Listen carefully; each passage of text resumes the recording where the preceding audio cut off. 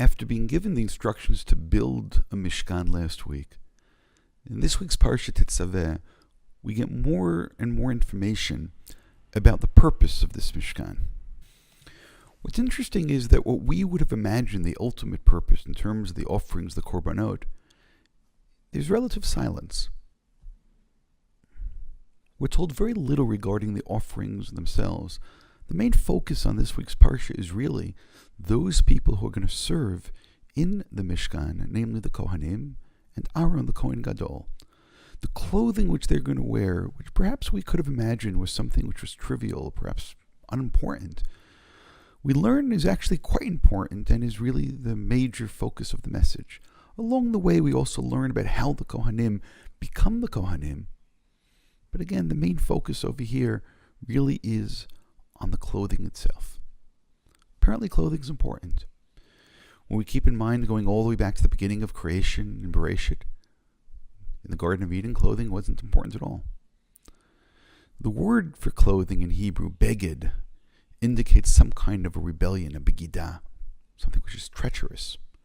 The me'il also indicates some kind of a sin. The rabbis understood that the clothing itself brings about some type of forgiveness or some types of spiritual healing.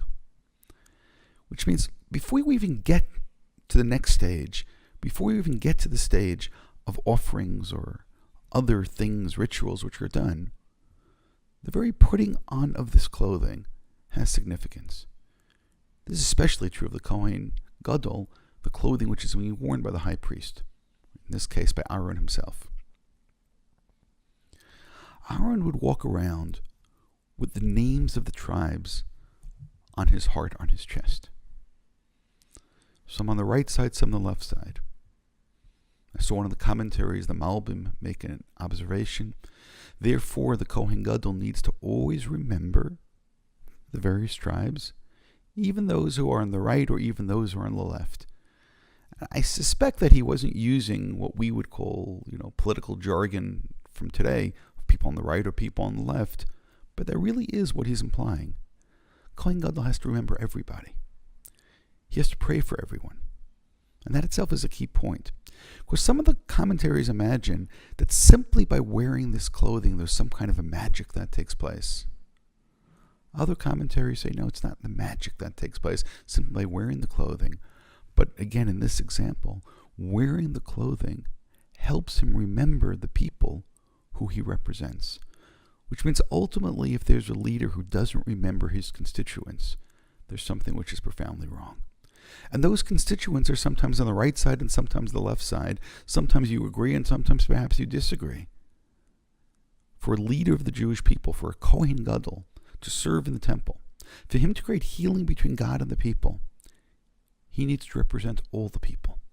They all have to be in his heart and they all have to be in his mind. Another element of the clothing is the name of God, which is worn on the forehead in something which is called the tzitz.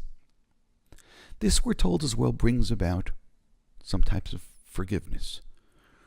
It's interesting that even if something went wrong in the temple, the tzitz smooths it over and fixes it.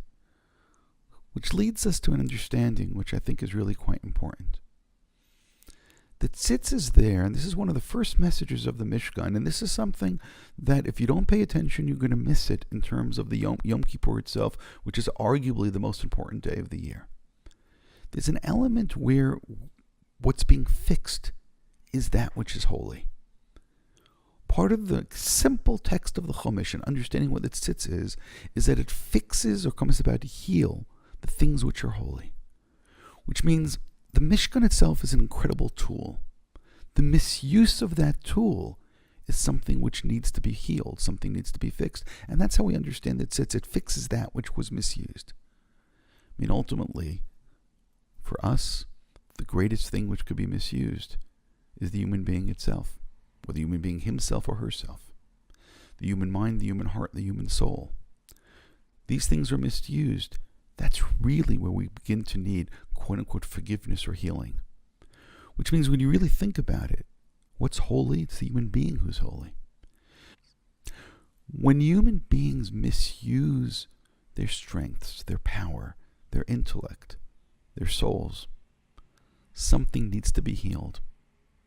Part of the healing of the Beit HaMikdash, part of the healing of the Mishkan, part of the very essence of the clothing, this cover that takes place to heal the very first mistake that took place in Eden and all mistakes onward, comes about to heal the misuse of the various things which God gave us. One of those things is the Mishkan. Another one of those things is the Tselem Elokim, or the Neshama, or the soul that God gave us. The various clothing worn, services done, and the very essence of the Mishkan itself was there to help us heal these mistakes were causing a lack of sanctity in the most holy things, the Mishkan and the person himself.